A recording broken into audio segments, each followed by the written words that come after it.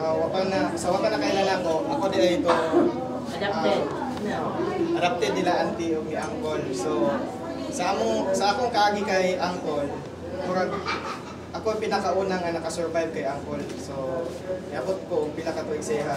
Ang uban isugod din sa iya. Pero dahil madala raman ko diha yung iyang batasan madala-dala raman. Ang iya lang yun is nansya lang yun siya. So na siya pagmamahal pero ipaagi ra gid niya sa singka-singka, ang ana ba? Para pwede magid niya ipakita gid hindi siya sure. Tawag ko nasakit siya. Wa siya na ingon na kuan siya nasakit na siya tungod kay kuan siya dili siya gusto nga showy pa. Nya di na napatasan na Kanya si uncle bisan og kanang kuan si uncle kanang sa makaingon sa ko alagad gid si uncle. Oo. So sunod-sunod jud ni auntie sa una. So alagad gid si uncle gyud dagam jud nakaingon sunod-sunod.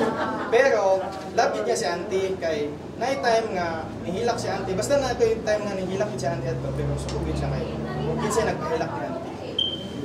So lapit ako niya sa auntie. Isang sabi natin palayas di man jud palayas. So moto so call sa una kay kana ikaw may gibantayan ni auntie, mingon si auntie. Asa manulod nimo do? Dakot eh. Ya sundan jud kaniya.